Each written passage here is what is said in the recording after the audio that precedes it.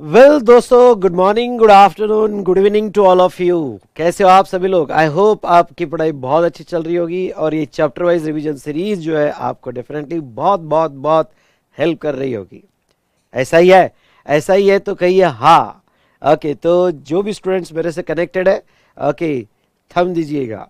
तो अब दोस्तों, सबसे पहले अगर कोई यहाँ पे ये फर्स्ट टाइम वीडियो देख रहा होगा तो मैं ये कह दूं कि इस वीडियो के डिस्क्रिप्शन में मैंने टेलीग्राम लिंक दी है, वो आप ज़रूर ज्वाइन कीजिए, जिसमें मैंने नोट्स शेयर किया हुआ है। एज वेल एज मैं आपको ये कहूँगा कि यहाँ पे प्लेलिस्ट भी मैंने दिया हुआ है डिस्क्रिप्शन में। प्लेलिस्ट क्वेश्चनर का दिया है, प्लेलिस्ट मैंने सारे वीडियोस जो मैंने यहाँ पे बनाए हुए हैं, आई रिपीट, सारे वीडियोस जो चैप्टर वाइज रिवीजन सीरीज पे मैंने बनाए हैं वो मैंने प्लेलिस्ट में दिए। वो आपको बहुत हेल्प करेंगे, तो वो भी ज़रूर देखिएगा। साथ साथ में मैं आपको ये कह दूँ कि यस, सारी जानकारी डिस्क्रिप्शन में ही है।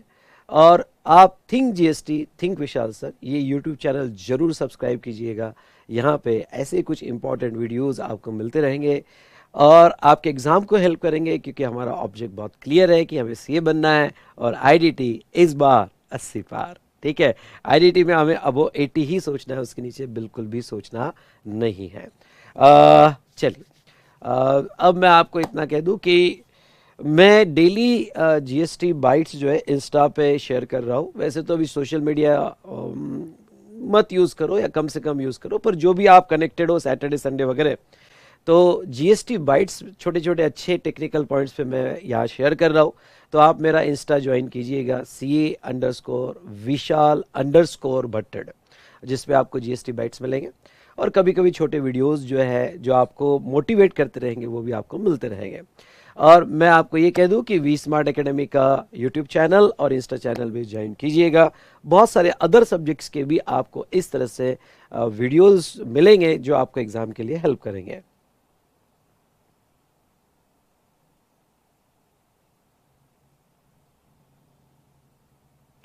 चलिए, और मैं सारी नोट्स जो है ओके यहाँ पे टेलीग्राम चैनल में, गूगल ड्राइव में भी मैं ओके शेयर कर दूंगा, डोंट वरी। ओके, चलिए। हाँ, जो स्टूडेंट्स यहाँ पे सीए में इंटर कर रहे हैं या उनको भी प्लेस ऑफ सप्लाई है, पीओएस है, तो अगर वो मेरे साथ यहाँ पे रिवाइज करना चाहते हैं तो कर सकते हैं। तो चलिए स्टार्ट करते हैं हमारा रिवीजन। आपके डाउट्स क्वेश्चन सब बाद में। तो दोस्तों, हम आईजीएसटी एक्ट 2017 जिसमें प्लेस ऑफ सप्लाई पे ज़्यादा एम्फेसाइज करेंगे और place of supply plus IGST act की सारी प्रोविजन समझने की कोशिश करेंगे। ये चार्ट जो है ये चैप्टर 2 पेजेस में मैंने इसको अरेंज किया है, पूरा चैप्टर 2 पेजेस में। तो मैं आपको बस इतना ही कहूँगा कि ये कर लो और क्वेश्चन यार कर लो, दैट्स इनफ। इसके अलावा आपको और कुछ भी करने की ज़रूरत नहीं है। चलिए, तो अब हम बात करते हैं यहाँ पे स्टार्ट में ये पूरे इसमें हम क्या क्या देखने वाले हैं। तो और पढ़ाते पढ़ाते मैं आपको ये कहूँगा कि आपको कौन सी बात पर ओके। तो यहाँ पे यहाँ एक्सपोर्ट ऑफ सर्विस, बेटा यहाँ पे प्लीज प्लीज प्लीज ओके, आप यहाँ पे स्पैम ना कीजिएगा। और ऑब्वियस है कि ये रिवीजन में मैंने अमेंडमेंट्स कवर किए छोटे छोटे जगह, लेकिन साथ साथ में अमेंडमेंट लेक्चर्स जरूर कर लेना। तो आपका बहुत अच्छे से अमेंडमेंट, क्योंकि अमेंडमेंट लेक्चर्स में थोड़ा फोकस इससे डिस्कशन होता है, तो फास्ट स्पीड में कर लेना, पर कर लेना ओके, क्योंकि रिवीजन में दो लाइन में मैंने कवर किया तो आपका ध्यान नहीं रहता है। चलिए, तो अब आईजीएसटी एक्ट जो है, आईजीएसटी एक्ट में एक्सपोर्ट ऑफ सर्विस, बहुत important definition export of service. क्यों? क्योंकि अगर आप सर्विस एक्सपोर्ट करते हो तो आपको 0 रेट का बेनिफिट मिलता है। तो जस्ट आपने सर्विस इंडिया में दे दी मतलब एक्सपोर्ट ऑफ सर्विस, ऐसा नहीं बोला जाता है। ओके, इसकी टोटल 5 कंडीशन है। ओके, कोई भी सर्विस को इंडिया से 0 रेट का बेनिफिट देना है तो 5 कंडीशन है, ये 5 कंडीशन आपको फुलफिल करनी पड़ेगी, तो ये एक्सपोर्ट ऑफ सर्विस कहा जाएगा। पहला, okay, location of supplier is in India, मतलब सप्लायर इंडिया का होना चाहिए। दूसरा, लोकेशन ऑफ रेसिपिएंट, ध्यान से देखते जाइएगा, मेरे साथ रिवाइज भी करते जाइएगा और याद भी करते जाइएगा। Location of supplier is in India, location of recipient outside India, recipient बाहर का होना चाहिए। अब लोकेशन ऑफ सप्लायर और लोकेशन ऑफ रिसिपिएंट, ओके, ये कैसे फिक्स होगा, तो इसकी डेफिनेशन दी है। ओके, वो चार्ट में मैंने नहीं लिया है क्योंकि मुझे नहीं लगता उसके ऊपर सवाल पूछा जाएगा, लेकिन आपको नोट से अगर वो कॉपी करके लिखना हो तो लिख देना कि भाई अगर रजिस्टर्ड प्लेस है तो वो एक से ज़्यादा यहाँ पे रजिस्टर्ड प्लेस है तो जिसका डायरेक्टली कंसर्न आएगा, ये यूजुअल प्लेस ऑफ रेसिडेंट जो भी है यहाँ पे। तो location of supplier in India, location of recipient outside India, और मोस्ट इंपॉर्टेंट है प्लेस ऑफ सप्लाई। आपका प्लेस ऑफ सप्लाई जो आगे हम सेक्शन 10, 11, 12, 13 ओके इससे फिक्स करेंगे, वो प्लेस ऑफ सप्लाई इंडिया के बाहर होना चाहिए। मोस्टली जब भी इंपोर्ट एक्सपोर्ट सर्विस का बात आती है तो सेक्शन 13 अप्लाई होता है for fixing the place of supply. और एक इंपॉर्टेंट जो इसमें कंडीशन दी कि आपका पैसा कन्वर्टेबल फॉरेन एक्सचेंज में आना चाहिए। अगर आपका पैसा कन्वर्टेबल फॉरेन एक्सचेंज में या रुपीज में आता है तो परमिटेड बाय आरबीआई। और लास्ट कंडीशन है कि जिसको आप सर्विस एक्सपोर्ट कर रहे हैं वो आपका डीडीपी नहीं होना चाहिए, आपकी एस्टेब्लिशमेंट नहीं होनी चाहिए। तो ये अगर 5 कंडीशन फुलफिल करते हो तो वो सर्विस एक्सपोर्ट सर्विस मानी जाएगी। उसके बाद में एक्सपोर्ट गुड्स, एक्सपोर्ट गुड्स में कुछ नहीं, एक ही लाइन है। और क्या लाइन है कि एक्सपोर्ट गुड्स मतलब goods taken to a place outside India. बस आप गुड्स इंडिया के बाहर लेके जा रहे हैं, कस्टम जैसी डेफिनेशन है तो वो एक्सपोर्ट गुड्स माना जाएगा। सर जैसे एक्सपोर्ट सर्विस होने के लिए सप्लायर इंडिया का होना चाहिए, रिसिपिएंट आउटसाइड इंडिया होना चाहिए, पीओएस आउटसाइड इंडिया चाहिए, पैसा कन्वर्टेबल फॉरेन एक्सचेंज में आना चाहिए, इतनी सारी कंडीशन है कि बिल्कुल भी नहीं, बिल्कुल भी नहीं। बस गुड्स बाहर जाना चाहिए, सप्लायर कहीं का भी हो, रिसिपिएंट कहीं का भी हो, पैसा कन्वर्टेबल फॉरेन एक्सचेंज में नहीं भी आया तो भी चलेगा। ओके हाँ, कुछ केसेस में नोटिफिकेशन दिए और वो नोटिफिकेशन में ये कहा गया है कि पैसा कन्वर्टेबल फॉरेन एक्सचेंज में आना चाहिए, लेकिन ओके कुछ केसेस में ऐसा है। अदरवाइज आप अगर एक्सपोर्ट कर रहे हो तो बस फिजिकली गुड्स इंडिया के बाहर जाना चाहिए, जैसे कस्टम्स में एक crosses the territorial water. Okay तो बाकी सारी कंडीशन पैसा कन्वर्टेबल फॉरेन एक्सचेंज में आना चाहिए, ऐसे कुछ भी नहीं है। उसके बाद में इंपोर्ट ऑफ गुड्स, ये चैप्टर में जैसे एक्सपोर्ट पे हमने देखा तो इंपोर्ट ऑफ गुड्स और इंपोर्ट ऑफ सर्विस ये दो डेफिनेशन भी देख लेते हैं। हाँ, ये मानते हैं कि इंपोर्ट ऑफ गुड्स पे जो जीएसटी लगता है वो as per customs act SD 37 form में लगता है। कमॉन कमॉन कमॉन, क्या बेटा एसडी 37 फॉर्म में लगता है, एसडी 39 फॉर्म में लगता है। ओके लेकिन लेवी आय जीएसटी की ये एक्ट के थ्रू है, बाकी पूरा collection valuation mechanism custom act के थ्रू है। ओके तो डेफिनेशन बिल्कुल कस्टम जैसी रखिए क्योंकि कस्टम एक्ट उसके ऊपर लगाना है, और कस्टम जैसी definition means bringing of goods into India from a place outside India, उसको इंपोर्ट ऑफ गुड्स कहेंगे। फिर import of service, import of service के बारे में हमने क्या देखा था, पहले सबसे पहले तो सप्लाई चैप्टर देखा था। सप्लाई चैप्टर में हमने ये देखा था कि अगर कोई कब बोला क्या इंपोर्ट ऑफ सर्विस सप्लाई बोला जाएगा। यस, सेक्शन 71B और सेक्शन 71C पैरा 4 देखे थे, दो क्लॉजेस देखे थे। 71B कहता है कि अगर कोई सर्विस आप इंपोर्ट करते हो ओके फॉर कंसिडरेशन वेदर और नॉट फॉर बिजनेस, लेने वाले ने बिजनेस के लिए ली हो ना ली हो उससे कोई लेना देना नहीं, आपने इंपोर्ट किया फॉर कंसिडरेशन तो वो केस में आपके ऊपर वो सप्लाई माना जाएगा और जीएसटी आ जाएगा। और उधर पैरा 4 ऑफ शेड्यूल 1 क्या कहता है, पैरा 4 ऑफ शेड्यूल 1 ये कहता है कि अगर सर्विस फ्री होगी, वैसे फ्री इंपोर्ट सर्विस पे जीएसटी नहीं आता है, आई रिपीट ध्यान से सुनना, फ्री इंपोर्ट सर्विस पे जीएसटी नहीं आता है, पर अगर वो डीडीपी से होगी और रिलेटेड से होगी और for in the course of business होगा तो फिर उस पर भी जीएसटी आएगा। पर इंपोर्ट सर्विस यानी क्या, ओके ये जानना बहुत जरूरी है। पर उसके पहले एक प्रोविजन और आपको बता दूं कि रिवर्स चार्ज मैकेनिज्म में आपने देखा है कि अगर सर्विस प्रोवाइडर इंडिया के बाहर है और लेने वाला इंडिया में, ध्यान सुनना ओके तो लेने वाला जो है ओके लेने वाला इंडिया में होगा तो रिवर्स चार्ज लगता है अदर देन ओके यहाँ पे एनटीओआर ओआईडीआर सर्विसेज के बारे में हम आगे देखेंगे, पर लायबिलिटी रिसिपिएंट पे आएगी। उसके बाद में नेक्स्ट ये सारी प्रोविजन तो हमने देखी थी। एक एग्जम्पशन देखा था और आईजीएसटी का एग्जम्पशन था, अगर आप ध्यान से देखते हो तो आईजीएसटी का एग्जम्पशन में ये था, ओके ध्यान से सुनना, आईजीएसटी के एग्जम्पशन में यहाँ पे ये था कि अगर यहाँ पे यस अगर प्रोवाइडर बाहर है और लेने वाला गवर्नमेंट है इंडिविजुअल, ध्यान सुनना, अगर प्रोवाइडर बाहर है और लेने वाला गवर्नमेंट है इंडिविजुअल और individual other than for business use कर रहा है, चैरिटेबल ट्रस्ट है ओके, या फिर आप कह सकते हो कि इंडिविजुअल जो है वो भी इंडिया के बाहर है तो वो केस में एग्जम्पशन भी मिलता है। तो ये सारा कुछ हमने देखा था regard specially for import of service. But what do you mean by import of service, क्या सिंपली ये कहते हैं कि बाहर से सर्विस लिया नहीं इंपोर्ट सर्विस, नहीं। इंपोर्ट सर्विस के लिए ये 3 कंडीशन बेसिकली पूरी होनी चाहिए, और वो कौन सी 3 कंडीशन पूरी होनी चाहिए, supplier of service located outside India, चाहिए, सप्लायर बाहर का चाहिए, रिसिपिएंट इंडिया का चाहिए, और मोस्ट इंपॉर्टेंट जो है वो है कि प्लेस ऑफ सप्लाई, ओके यहां पे ध्यान सुनिएगा, आपका place of supply okay India में चाहिए। सिर्फ सप्लायर बाहर का है, रिसिपिएंट इंडिया का है, तो वो इंपोर्ट सर्विस नहीं कहा जाएगा जब तक उसका प्लेस ऑफ सप्लाई इंडिया में फिक्स नहीं होगा। मतलब समझ लो ओके आप इंडिया के बाहर जा रहे हैं, ध्यान सुनना कि आप जो है इंडिया के बाहर जा रहे हो, और इंडिया के बाहर जब आप जा रहे हो, ध्यान से सुनो, इंडिया के बाहर जब आप जा रहे हो और वहां पे सर्विस लिया, सप्लायर बाहर का होगा, रिसिपिएंट इंडिया का होगा, पर प्लेस ऑफ सप्लाई इंडिया में नहीं बाहर फिक्स हुआ होगा, प्लेस ऑफ सप्लाई सेक्शन 13 से ही फिक्स करेंगे, तो वो सिचुएशन में इंपोर्ट सर्विस नहीं माना जाएगा। इंपोर्ट सर्विस होने के लिए प्लेस ऑफ सप्लाई इंडिया में फिक्स होना चाहिए, और अगर आपका इंपोर्ट सर्विस होता है तो वो सिचुएशन में रिवर्स चार्ज मैकेनिज्म में लायबिलिटी आ जाती है। ओके, तो ये चार कुछ इंपॉर्टेंट डेफिनेशन मैंने आपके साथ डिस्कस किया। ओके, उसके बाद में अब ओके कुछ सेक्शन है, जो सेक्शन 7 इंटरस्टेट सप्लाई, ओके, और सेक्शन 8 इंट्रास्टेट सप्लाई की बात करता हूं, section 9 of the IGST act supply in territorial water. अगर आप ध्यान से ये चार्ट पढ़ो तो आपके सेक्शंस भी लर्न हो जाएंगे, और आईजीएसटी एक्ट के जैसे आप यहाँ पे सीजीएसटी एक्ट के सेक्शन लर्न कर रहे हो, वैसे आईजीएसटी एक्ट के भी सेक्शंस आपके लर्न हो जाएंगे। ओके, तो सेक्शन 7 क्या कहता है? सेक्शन 7 जो है 5 सबसेक्शन कवर करता है, और वो कहता है कि ये 5 सबसेक्शन में आने वाले ट्रांजेक्शन जो है वो इंटरस्टेट कहलाए जाएंगे, और जिसके ऊपर आईजीएसटी की लेवी होगी।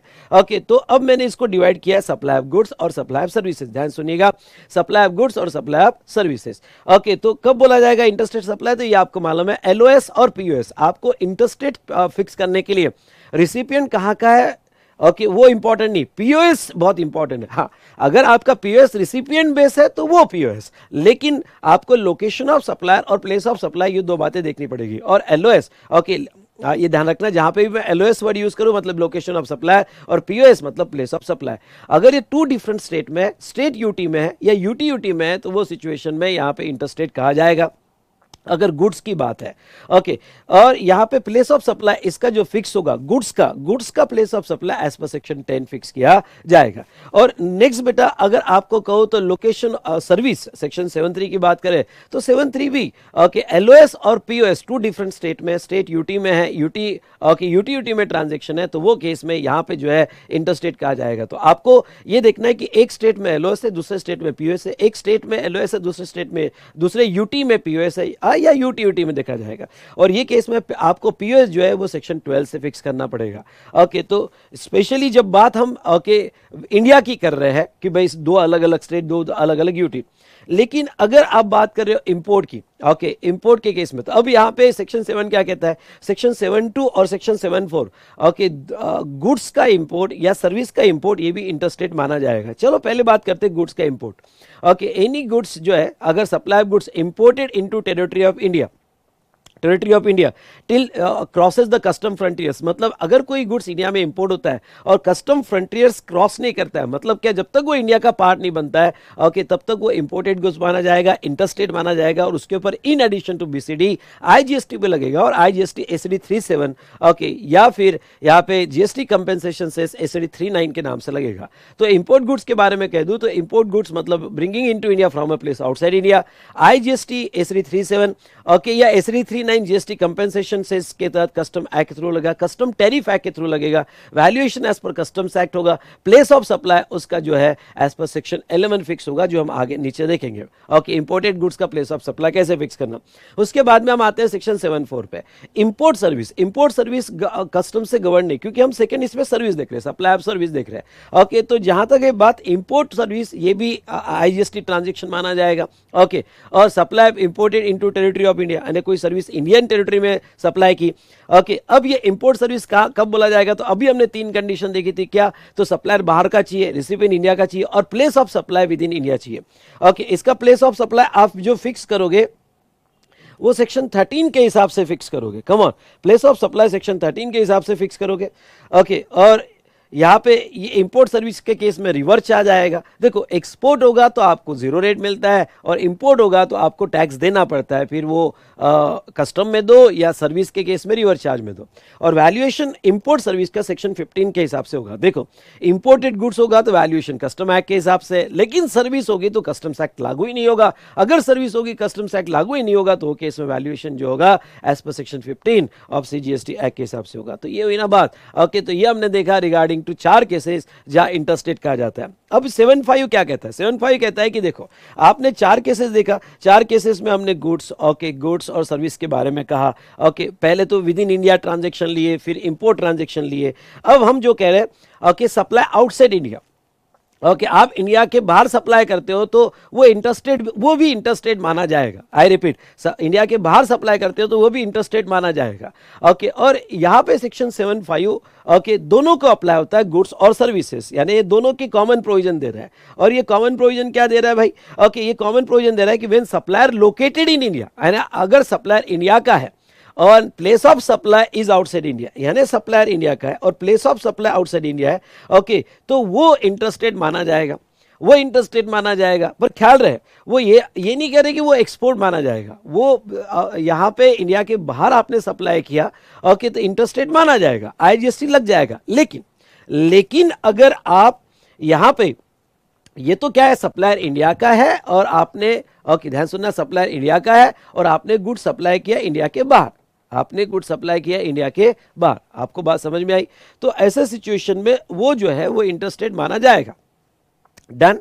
अब यहां IGST लग जाएगा, पर इसको एक्सपोर्ट बेनिफिट्स भी मिलते हैं। तो सर इसको एक्सपोर्ट बेनिफिट्स कब मिलते हैं? जब ये आगे और कुछ कंडीशन फुलफिल करता है, जैसे एक्सपोर्ट सर्विस की कंडीशन फुलफिल कर रहा है तो वो केस में उसको बेनिफिट मिल जाएंगे। एक्सपोर्ट गुड्स की कंडीशन फुलफिल कर रहा है और सेक्शन 16 जीरो रेट सप्लाई की कंडीशन फुलफिल कर रहा है, ओके, तब जाके उसको IGST जो लगा हुआ है इंटरस्टेट कह के उसको जीरो मिलेगा। ओके, उसके बाद में टू और बाय टू SEZ डेवलपर और SEZ यूनिट, यानी अगर कोई ट्रांजेक्शन आप SEZ के साथ करते हो या SEZ करता है तो SEZ टू SEZ और बाय SEZ डेवलपर और SEZ यूनिट, ये भी यहां पे जो है इंटरस्टेट कहलाया जाएगा। और in the taxable territory not being a intrastate supply not covered elsewhere, okay, ऐसा कोई भी ट्रांजेक्शन हुआ जो इंडियन टैक्सेबल टेरिटरी में हुआ है,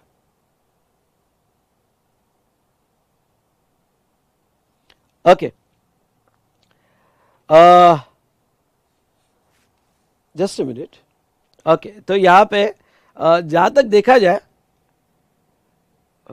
हम डिस्कशन, हाँ, इसके ऊपर कह रहे हैं कि कोई भी अगर टैक्सेबल टेरिटरी में गुड सर्विस दी गई और वो इंट्रा स्टेट में भी नहीं आता है, थोड़ा टेक्निकल पॉइंट है, रिवीजन में मुश्किल से आपको समझेगा, पर जाने दो, ये पॉइंट पे इग्नोर भी मत करना, पर वर्डिंग से देखो कितना समझ में आता है। अगर कोई यहाँ पे सप्लाई टैक्सेबल टेरिटरी में किया गया, मतलब इंडिया में किया गया, पर वो इंट्रा स्टेट में भी नहीं आता है और कहीं पे भी कवर नहीं आता है, तो फिर वो इंटरस्टेट माना जाएगा। तो ऐसे सिचुएशन में ये 3 सिचुएशन है उन्होंने यहाँ पे इंटरस्टेट बोला गया है। चलिए, इंट्रास्टेट कब? सेक्शन 8 ऑफ IGST एक्ट कहता है कि अगर LOS POS सेम स्टेट में या सेम यूटी में तो इंट्रास्टेट कहा जाएगा।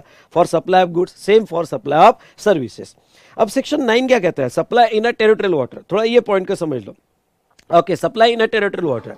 ओके, कभी कभी क्या होता है कि जैसे लोकेशन ऑफ सप्लाई, वे लोकेशन ऑफ सप्लायर, ओके, अभी location of supply territorial water में, और उसने गुड्स सप्लाई किया इंडिया में, गुड्स या सर्विस सप्लाई की इंडिया में, ओके, और लोकेशन ऑफ सप्लाई जो टेरिटोरियल वाटर में और गुड्स और सर्विस इंडिया में सप्लाई कर दी।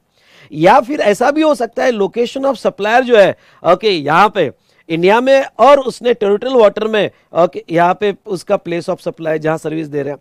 तो अगर location of supply is in territorial water है या place of supply territorial water में जा रहा है, तो यहाँ पे कैसे, ये कौन से स्टेट में फिक्स हो रहा है भाई? ओके, ये तो वाटर में, ओके, तो कौन से स्टेट में फिक्स हो रहा है ये तो पता होना चाहिए, क्योंकि कब बोलेंगे कि LOS and POS in 2 different state, okay, वो इंटर है या इंट्रा है। तो वो कहते हैं कि LOS और POS, यानी पहले केस में LOS या सेकेंड केस में POS, okay, shall be deemed to be in coastal state और UT where nearest point of appropriate baseline is located. मतलब क्या? ओके, यहाँ पे समझ लो, लोकेशन ऑफ सप्लायर महाराष्ट्र में और place of supply territorial water में, तो नियरेस्ट अगर महाराष्ट्र हो गया प्लेस ऑफ सप्लाई का, नियरेस्ट कोस्टल पोर्ट, तो वो सिचुएशन में इंट्रा कहा जाएगा। अगर ये नियरेस्ट कोस्टल पोर्ट गोवा रहा तो वो इंटरस्टेट कहा जाएगा। तो ऐसे केस में यहां पे जब भी कोई सर्विस टेरिटोरियल वाटर में हो तो LOS और PS नियरेस्ट कोस्टल पोर्ट के बेस पे डिसाइड किया जाएगा। I hope you understood. Okay, तो ये था रिगार्डिंग टू सेक्शन 7, 8 और 9। अब आता है सेक्शन 10 पे। ओके, सेक्शन 10 जो बात करता है place of supply for goods, POS for supply of goods. अब देखो, POS for supply of goods, okay, किस तरह से, बहुत ही सिंपल। इसमें दो सेक्शन है, सेक्शन 10 और उसके बाद में सेक्शन 11। ध्यान सुनिएगा, दो सेक्शन है, 10 और 11। तो 10 क्या कहता है? 10 ये कहता है कि गुड्स का प्लेस ऑफ सप्लाई कैसे फिक्स करोगे। मैंने एग्जांपल दिए, केस स्टडी दिए, ओके, तो ये जो है आपने अच्छे से पढ़ लेना है, ओके। यानी मैंने बहुत कोशिश की है चार्ट बनाते वक्त कि सारे पैरामीटर्स भी कवर हो, एग्जांपल्स भी कवर हो, ओके, और आपको बहुत इजी हो, मैक्सिमम चीजें इसमें कवर हो, so that okay 1 month before examination आप जो है इसको बहुत अच्छे से रीड कर सको, ओके, और फोकस कर सको कि क्या मुझे पढ़ना है, क्या नहीं पढ़ना है, रेगुलर नोट से क्या पढ़ना है, क्वेश्चन से क्या पढ़ना है, ओके। यानी आपका ओके ये चार्ट जो है अगर पूरा हो जाए तो सब्जेक्ट का कॉन्फिडेंस भी आ गया और बाद में आप एबीसी एनालिसिस भी कर सकते हो। तो नाउ ऐसे सिचुएशन में ये देखिएगा, अगर गुड्स में मूवमेंट है, ओके, फिर मूवमेंट सप्लायर ने की हो, रिसिपिएंट ने की हो, या फिर एनी अदर पर्सन ट्रांसपोर्टर ने की हो, पर गुड्स में मूवमेंट है, तो जहां मूवमेंट टर्मिनेट होगी, ओके, जहां मूवमेंट, ध्यान से देखिएगा, जहां मूवमेंट टर्मिनेट होगी, okay, for delivery to recipient, okay, मतलब गुड्स मूव हो रहा है, अगर वो मूवमेंट महाराष्ट्र में, समझ लो सप्लायर महाराष्ट्र में, लोकेशन ऑफ सप्लायर, तो प्लेस ऑफ सप्लाई कैसे फिक्स करेंगे, ओके। अगर वो मूवमेंट महाराष्ट्र में टर्मिनेट होगी तो प्लेस ऑफ सप्लाई महाराष्ट्र, अगर वो मूवमेंट टर्मिनेट होगी महाराष्ट्र के बाहर फॉर डिलीवरी टू रिसिपिएंट तो फिर प्लेस ऑफ सप्लाई बाहर। तो इसके बेस पे डिसाइड होगा कि वो इंटरस्टेट और इंट्रास्टेट है, ओके। तो मैं यहां सिर्फ पीओएस फिक्स कर रहा हूं क्योंकि सेक्शन 7-8 ओके ये कहता है कि तुम्हारे पीओएस के बेस पे फिक्स होगा कि तुम्हारा ट्रांजैक्शन यहां पे इंटरस्टेट है या तुम्हारा ट्रांजैक्शन इंट्रास्टेट है, ओके। तो location of supplier and place of supply. अगर bill to ship to model है, bill to ship to model मतलब किसी थर्ड पर्सन, ओके, समझ लो ये जो थर्ड पर्सन है और थर्ड पर्सन के डायरेक्शन पे, ध्यान सुनिएगा, ये थर्ड पर्सन के डायरेक्शन पे गुड सप्लाई हो रहा है, ओके, और डायरेक्टली सप्लाई टू रिसिपिएंट हो रहा है, ओके। तो बिल इसके नाम का जा रहा है, बिल टू, और शिप टू इसके नाम का हो रहा है, ओके। तो ऐसे केस में ओके ये जो बिल टू इसके नाम का हो रहा है तो प्लेस ऑफ सप्लाई कैसे फिक्स करेंगे? क्यों? क्योंकि यहां तो ओके गुड्स की मूवमेंट टर्मिनेट हो रही है किसी और के पास, जबकि बिल किसी और के पास जा रहा है। तो ऐसे सिचुएशन में वो क्या कहते हैं, bill to ship to model हो गए, मतलब सब जिसमें तीन पार्टी इन्वॉल्व होगी, सप्लाई, रिसिपिएंट और थर्ड पर्सन। तो ऐसे केस में जो पहला बिल है, ध्यान सुनना, जो पहला बिल है उसका place of supply principal place of business of third person, यानी गुड्स कहां, गुड्स की मूवमेंट कहां टर्मिनेट हो रही है उसके बेस पे नहीं, ओके। यहां पे ये जो थर्ड पर्सन का प्रिंसिपल प्लेस ऑफ बिजनेस कहां पे, उसके बेस पे उसका प्लेस ऑफ सप्लाई फिक्स होगा।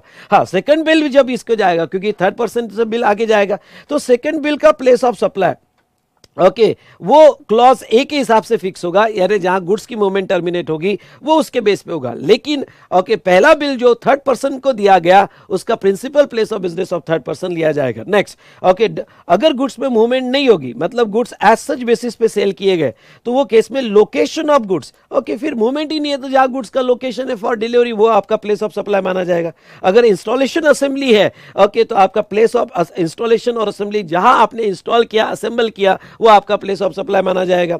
अगर goods on conveyance on board supply कर रहे हैं, समझ लो ओके क्रूज शिप है, एयरक्राफ्ट है, जहां ऑन बोर्ड ओके यहां पे सप्लाई कर रहे हैं गुड्स को, तो उसका प्लेस ऑफ सप्लाई। क्योंकि ऐसा तो नहीं हो सकता है कि एयरक्राफ्ट जा रहा है ओके वहां एयर होस्टेस ने आपको गुड्स दिया और एयर होस्टेस ने गुड्स देने के बाद आपने कहा ओके रुक जाओ प्लेस ऑफ सप्लाई नीचे देखने दो हम कौन से स्टेट में है, ऐसा नहीं होगा। ओके उसका प्लेस ऑफ सप्लाई कैसे फिक्स किया गया, तो location at which such goods are taken on board, मतलब क्या, वो गुड्स कहीं पे भी सर्व किया होगा। भाई तुम जब एयर में थे कहीं पे भी सर्व किया होगा, क्रूज में थे, ट्रेन में थे, कहीं पे भी सर्व किया होगा, लेकिन जहां से गुड्स लोड हुआ ओके जहां से गुड्स लोड हुआ ओके वो उसका प्लेस ऑफ सप्लाई माना जाएगा अगर कोई भी गुड्स कन्वेंस में बेचे जाते हैं। ओके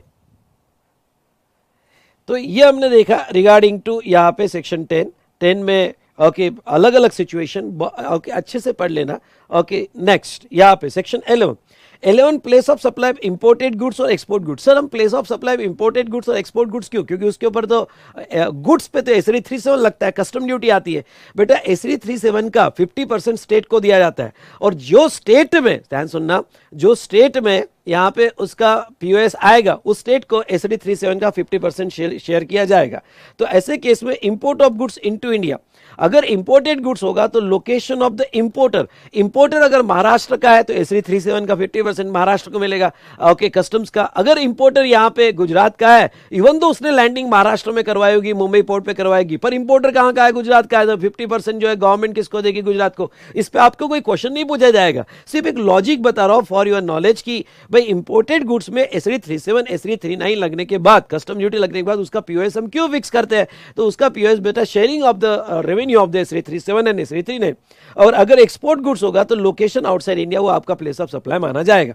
उसके बाद में ये OIDAR सर्विसेज दी है, OIDAR सर्विस के बारे में हम स्पेशल डिस्कशन करेंगे, और वो स्पेशल डिस्कशन हम बाद में करेंगे। पहले नीचे हम सेक्शन 12 और सेक्शन 13 प्लेस ऑफ सप्लाई का फटाफट यहाँ पे डिस्कस कर लेते हैं। अगर आपको अच्छे से समझ में आया होगा तो यस कहिएगा, थंब दीजिएगा। ओके, इट इंस्पायर मी, और आपका थंब अगर मुझे इंस्पायर करता है तो मैं एग्जाम के लिए आपको और इंस्पायर करूंगा और अच्छे से रिवीजन करके दूंगा। ओके, तो यहाँ पे ठोको लाइक, और यहाँ पे बताओ कि आपको रिवीजन अच्छे से समझ में आ रही है नहीं आ रही है? यस और नो?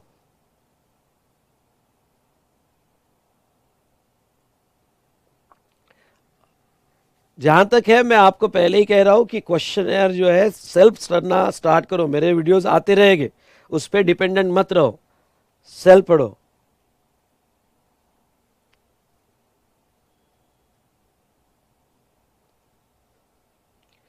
चार्ट बुक आपको यहां पे जो है अभी तो मैंने शेयर किया है, आपको ही प्रिंट निकालनी है जो यहां पे।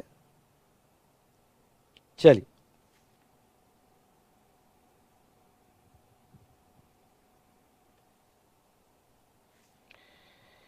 नेक्स्ट यहां पे देखते हैं पीओएस सेक्शन 12 और सेक्शन 13, सारी सिचुएशन और रूल्स कवर करने की कोशिश की है। ठीक है, यहां पे थोड़ा ऐसा क्रॉडी लग रहा है, पर बेटा कोशिश है कि एक पेज पे पूरा आपके सामने रहे और आप इजीली कंपेयर कर सको सेक्शन 12 और सेक्शन 13। तो अब हमने place of supply of goods देखा। ओके, अब हम देखेंगे place of supply of services. Place of supply of services में सेक्शन 12 सेक्शन और सेक्शन 13 दो सेक्शन लगते हैं जहां आप सर्विस का पीओएस फिक्स कर सकते हो। ओके, ध्यान से देखिएगा, अब दो सेक्शन है जहां आप सर्विस का पीओएस फिक्स करते हो। सबसे पहले आते हैं place of supply. Okay, place of supply, okay, जहां location of supply and location of recipient, okay, लिखना लिखो, LOS मतलब लोकेशन ऑफ सप्लाई और LOR मतलब recipient of service is India, मतलब सप्लायर भी इंडिया में, रिसिपिएंट भी इंडिया में है, तो आप पीओएस सेक्शन 12 से फिक्स करोगे।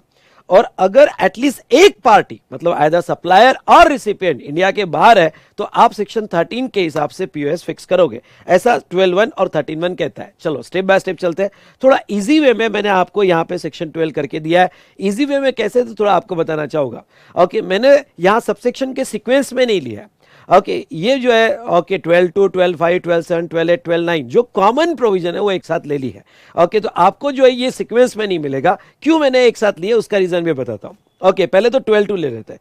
12(2) क्या है? जनरल रूल है। जनरल रूल मतलब आप जनरली प्लेस ऑफ सप्लाई कैसे फिक्स करोगे अगर आपकी सिचुएशन 12(3) से लेके तो 12(13) तक, 12(14) तक कवर नहीं होती। इसलिए आपको जो है ओके ये टेबल बाय हार्ट लर्न कर लेना है। ये टेबल की प्रिंट तो आपके ओके जो आप पढ़ाई करते हो, पढ़ाई का जो स्टडी टेबल है उसके सामने लगा देना। ओके, रोज यहाँ पे 2 मिनट इसको देखना। ओके, ये इतना बाय हार्ट लर्न हो जाना चाहिए टेबल के, इसका केस स्टडी आई कि आप क्लियर है कि क्या है, तो ठीक है। इसकी कोई मेमोरी टेक्निक है तो वो भी बना लो, जितना आप इसके ऊपर वर्क करोगे उतना कम है। ओके, तो जहां तक देखा है, क्योंकि इसमें लर्निंग पार्ट है, इसमें समझाने लायक कुछ ज्यादा नहीं, लर्निंग पार्ट है। तो जनरल रूल ये कहता है कि आपका ओके यहां पे पीओएस अगर एड्रेस इन रिकॉर्ड एग्जिस्ट, यानी सप्लायर के पास आपका एड्रेस है तो लोकेशन ऑफ रिसिपिएंट वो आपका पीओएस माना जाएगा। यानी जहां पे भी रिसिपिएंट का लोकेशन है वो पीओएस माना जाएगा अगर एड्रेस है।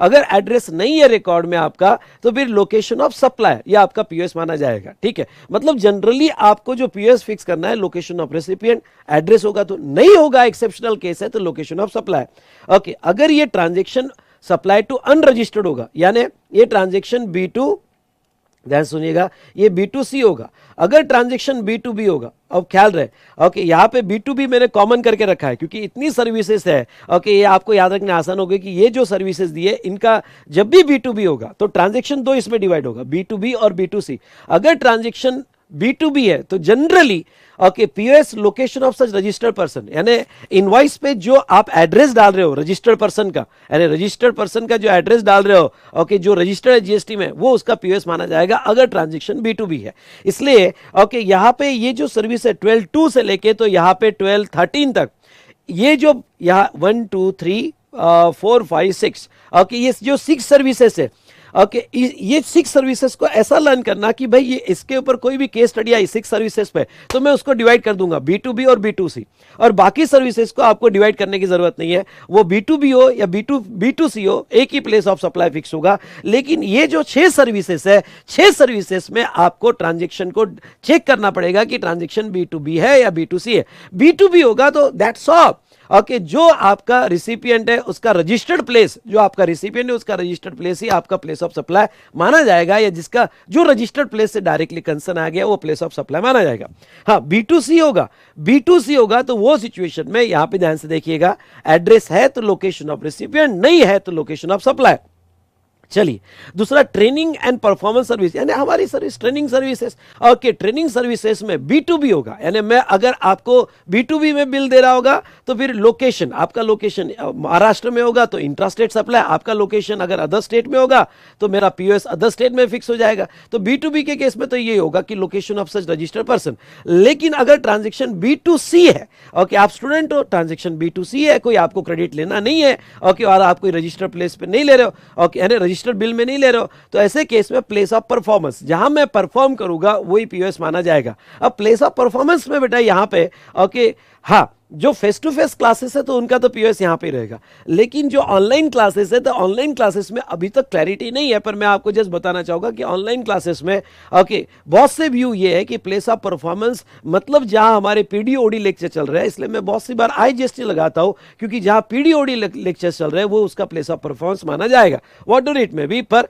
B2B तो लोकेशन ऑफ सच पर्सन और B2C तो ये यहां पे कंसीडर किया जाएगा। उसके बाद में नेक्स्ट सेक्शन 12(7), सेक्शन 12(7) है organisation of event including ancillary services and sponsorship. ख्याल रहे ओके स्पॉन्सरशिप भी इसमें आता है, मतलब ओके आप इवेंट मैनेजमेंट कंपनी हो तो इवेंट मैनेजमेंट कंपनी कोई कॉन्ट्रैक्ट ले रही है या उससे कनेक्टेड कोई कॉन्ट्रैक्ट हो गए, मतलब इवेंट मैनेजमेंट में यहाँ पे स्पीकर सिस्टम लगने वाला है, ओके इवेंट मैनेजमेंट में यहाँ पे लाइट्स लगने वाला है, तो event management company speaker provide वाली कंपनी या लाइट्स प्रोवाइड करने वाली कंपनी या उस इवेंट के लिए कैमरा प्रोवाइड करने वाली कंपनी या उस इवेंट के लिए स्पॉन्सरशिप देने वाली कंपनी, यानी उस इवेंट के लिए जितने भी लोगों ने सर्विस दिया होगा उनका प्लेस ऑफ सप्लाई, ध्यान सुनिएगा, उसका place of supply general rule से मत फिक्स करना। ओके वैसे normal camera service general rule में जाती है, पर इवेंट के साथ अगर कैमरा सर्विस है, light fitting service, light service है, ओके यहाँ पे स्पीकर सर्विस है, माइक सर्विसेज है, डीजे सर्विसेज है, तो वो सिचुएशन में उसका प्लेस ऑफ सप्लाई जहां इवेंट एक्चुअली हेल्ड हुआ है, कम ऑन जहां इवेंट एक्चुअली हेल्ड हुआ है वो लिया जाएगा in case of transaction B2C। और B2B होगा ओके तो B2B होगा तो location of such registered person, और B2C होगा तो जहां इवेंट एक्चुअली हेल्ड हुआ।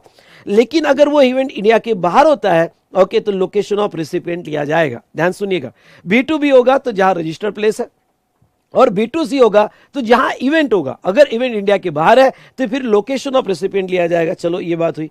अब इससे रिलेटेड एक IGST रूल भी है ओके, अगर आपने कॉन्ट्रैक्ट इवेंट का मल्टीपल स्टेट में लिया है, हाँ ये रूल जो 5 है ये स्पेशली कवर करता है मल्टीपल स्टेट ओके तो मल्टीपल स्टेट में आपने कॉन्ट्रैक्ट लिया है, ठीक है। अब मल्टीपल स्टेट में आपने कॉन्ट्रैक्ट लिया और सिंगल कॉन्ट्रैक्ट है, एक मिनट, पहला पॉइंट सिंगल कॉन्ट्रैक्ट है, डिवाइडेड नहीं है, मल्टीपल स्टेट में लिया हुआ है ओके तो कंसोलिडेटेड अमाउंट पे लिया गया है ओके और उसमें बाइफर्केशन नहीं दिया है ओके तो absence of any contract agreement for separately collecting the amount, मतलब क्या अलग अलग स्टेट वाइज नहीं दिया है, तो आपको जो है ओके लॉ ये कहता है कि आपको ईच स्टेट वाइज उसको बाइफरगेट करना पड़ेगा। अब ईच स्टेट वाइज कैसे बाइफरगेट करेंगे, क्योंकि आपका POS स्टेट वाइज फिक्स होगा। समझ लो मैंने इवेंट जो है इवेंट मैनेजमेंट कंपनी ने महाराष्ट्र, दिल्ली और यहाँ पे गुजरात का इवेंट लिया है, तो और वो अगर सिंगल अमाउंट पे है, बाइफरगेट नहीं हो रहा है, तो आपको अपोर्शन करना पड़ेगा। और आपको जो अपोर्शन करना है उन्होंने सिंपल रूल में कहा है, और वो ये कहा है कि वो आपको जो है जनरली एक्सेप्टेड अकाउंटिंग प्रिंसिपल के बेस पे करना पड़ेगा ओके तो एग्जाम में नहीं आएगा, आपको सिर्फ इतना ही लिखना पड़ेगा कि गैप के बेस पे करना पड़ेगा, मतलब क्या कि कितना आपका लेबर लगा, टाइम लगा, इवेंट कितने दिन का था, ये आपको अपने रिकॉर्ड्स में फिक्स करके जो इवेंट महाराष्ट्र में है ओके जो इवेंट दिल्ली में है और जो इवेंट गुजरात में, उसको POS अलग अलग फिक्स करने पड़ेंगे।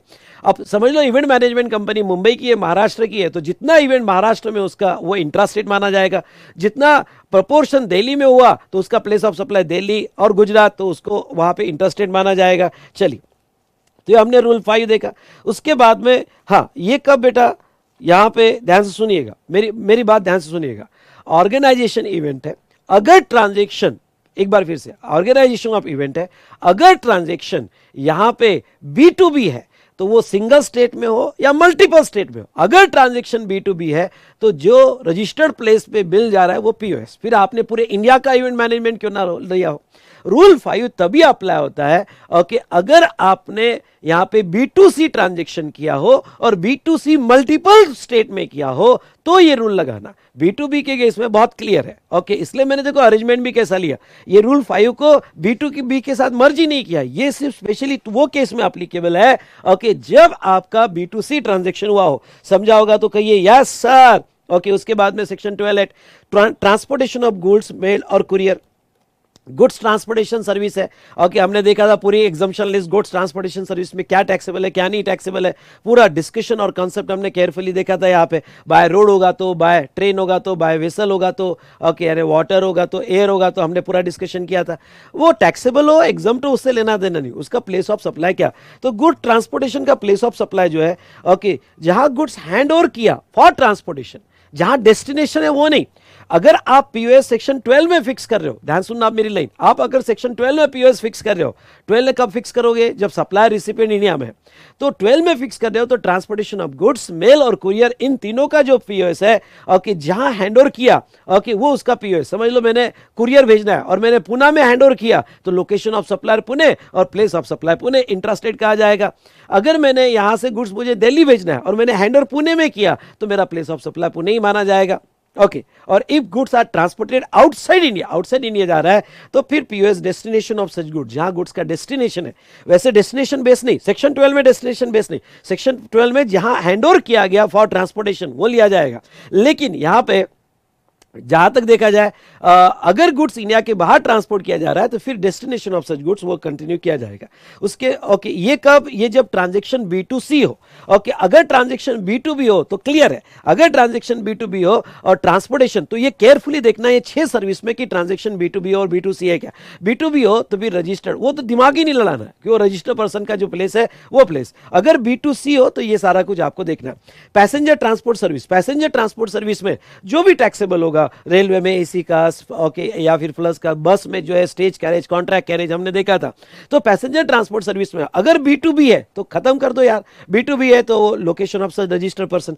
लेकिन B2C होगा तो जहां से पैसेंजर एम्बार्क हुआ, जहां से बैठा, जैसा ट्रेन में, ट्रेन की एसी टिकट ओके या फर्स्ट क्लास टैक्सेबल है, तो जहां से पैसेंजर बैठा B2C होगा तो वो उसका प्लेस ऑफ सप्लाई माना जाएगा, जहां से फॉर कंटिन्यूअस जर्नी बैठा है, ठीक है। लेकिन अगर राइट टू पैसेज आपके पास होगा, राइट टू पैसेज मतलब क्या, राइट टू पैसेज मतलब आपके पास मेट्रो कार्ड होगा, पास होगी ओके। और ये क्या है कि अभी आप नहीं करने वाले, पर आपने 1 महीने का पास ले लिया, 3 महीने का पास ले लिया, कार्ड ले लिया, तो और फ्यूचर में आप यहां पे ट्रांसपोर्ट करने, ये सर्विस लेने वाले हो और उसमें एम्बार्केशन और नॉट नोन, कहां से बैठने वाले हो, ये भी पॉइंट बहुत इंपॉर्टेंट है कि कहां से बैठने वाले हो वो आपको नहीं पता है, तो प्लेस ऑफ सप्लाई अगर राइट टू पैसेज होगा तो वो सिचुएशन में B2C ट्रांजैक्शन होगा। Come on, right to passage होगा, B2C ट्रांजैक्शन होगा तो वो सिचुएशन में 12(2) यानी जनरल रूल से फिक्स किया जाएगा। यानी एड्रेस है तो लोकेशन ऑफ रिसिपिएंट, नहीं है तो लोकेशन ऑफ सप्लाई ओके। यहां पे आई होप यू अंडरस्टूड।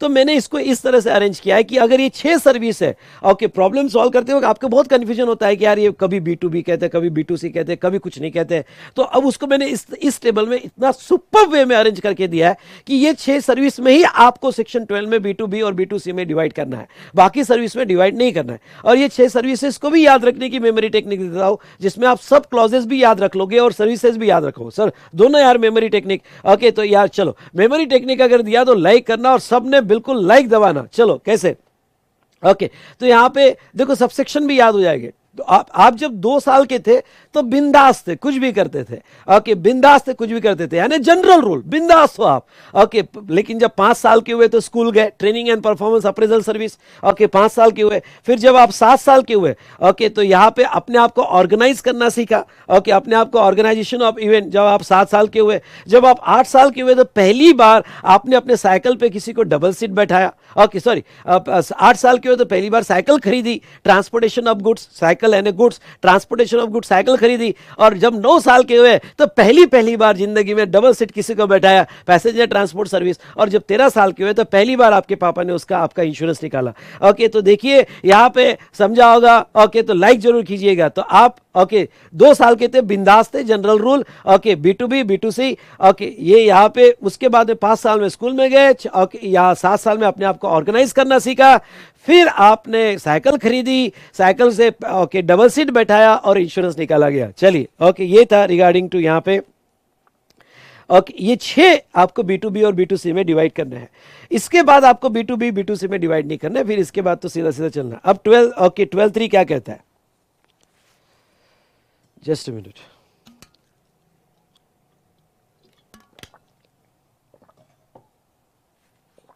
चलिए, अब 12(3) क्या कहता है? अगर आपकी सर्विस इमूवेबल प्रॉपर्टी रिलेटेड होगी, या फिर hotel, inn, guest house, accommodation service होगी। शॉर्ट में दिया है यहाँ पे, वैसे बुक में बहुत लंबा है, शॉर्ट में दिया है, पर उसी शॉर्ट को मैंने नीचे डिवाइड करके भी दिया एज पर रूल्स। यानी आपको इस ये अगर पढ़ लिया तो आपको आइडिया आ जाएगा 12(3) में क्या होगा। तो आपकी सर्विस अगर इमूवेबल प्रॉपर्टी रिलेटेड है और सप्लाई रिसिपेंट दोनों इंडिया में है, तो जहां इमूवेबल प्रॉपर्टी होगी, ध्यान सुनिएगा, जहां इमूवेबल प्रॉपर्टी होगी वो आपका प्लेस ऑफ सप्लाई माना जाएगा। और अगर इमूवेबल प्रॉपर्टी जो है इंडिया के बाहर होगा तो place of supply, location of recipient माना जाएगा। अब इसमें ख्याल रखना, यहाँ पे होटल सर्विस भी आ जाती है, इसलिए होटल के बिल जो है इंडिया में कभी IGST के नहीं मिलते हैं। होटल के बिल आपको CGST और SGST के मिलते हैं, क्योंकि यहाँ पे इमूवेबल प्रॉपर्टी जहाँ होगी ओके वही प्लेस ऑफ सप्लाई माना जाएगा। इसलिए ओके आप जो है, आप कहीं के भी हो, मैं दिल्ली गया, मैं हूं महाराष्ट्र का, मैं उसको कहूंगा मैं महाराष्ट्र को मुझे IGST का बिल चाहिए, नहीं देगा वो। क्यों? क्योंकि लोकेशन ऑफ सप्लाई दिल्ली और immovable property Delhi, place of supply. तो होटल के बिल मैक्स ओके IGST के नहीं आएंगे। होटल के बिल आपको जब भी आएंगे ओके इमूवेबल प्रॉपर्टी, क्यों ना फॉरेन टूरिस्ट हो, ओके फॉरेन टूरिस्ट में भी आगे में सेक्शन 13 लग जाएगा। ओके, पर वाटर इट में भी जहां इमूवेबल प्रॉपर्टी है ओके वही, तो उसको CGST और SGST ही लगेगा। हाँ, इमूवेबल प्रॉपर्टी इंडिया के बाहर है तो फिर लोकेशन ऑफ रिसिपिएंट, फिर IGST का बिल आ सकता है। अगर इमूवेबल प्रॉपर्टी इंडिया के बाहर है ओके, तो यानी सप्लायर भी इंडिया में ओके, समझ लो मेरा एक फ्लैट दुबई में, एग्जांपल ले रहे हैं कि एक फ्लैट दुबई में, तो मैं वो रेंट पे देता हूं, तो सप्लायर इंडिया का है ओके, और रिसिपिएंट कोई दुबई जा रहा है ओके, तो वो भी इंडिया का है। तो हमने कहा चल तू जा रहा है 1 महीने के लिए, मेरा फ्लैट यहीं रेंट दे दे, यहीं मुझे पैसा दे दे। तो वो केस में इमूवेबल प्रॉपर्टी बाहर होगी, तो यहाँ पे फिर POS इमूवेबल प्रॉपर्टी के बेस पे नहीं ओके, लोकेशन ऑफ रिसिपिएंट, मतलब तू अगर महाराष्ट्र होगा तो CGST SGST, और अदर स्टेट का होगा तो फिर IGST, वहां IGST का बिल आ सकता है। समझा होगा तो कहिए सर यस सर। ओके, चलिए, ये हमने देखा। लेकिन इससे रिलेटेड एक रूल है। क्या रूल है? देखो, कभी कभी जो सर्विसेज प्रोवाइड होती है इमूवेबल प्रॉपर्टी से रिलेटेड, सिर्फ इमूवेबल प्रॉपर्टी से रिलेटेड नहीं, या agent, expert, lodging, hotel, inn, guest house, accommodation service, marriage functions वगैरह बहुत कुछ कवर होता है, including vessel okay, vessel, house boat और वेसल में अकोमोडेशन, इसमें ये सर्विस में कवर होता है। तो जब अगर ये सर्विस मल्टीपल स्टेट में, जैसे यहाँ पे एग्जाम्पल लो महिंद्रा होटल ओके, तो ये आपको जो है मेंबरशिप देती है, मेंबरशिप में आपको 7 डेज 8 नाइट्स अलग अलग स्टेट में कहीं पे भी रुकने देती है।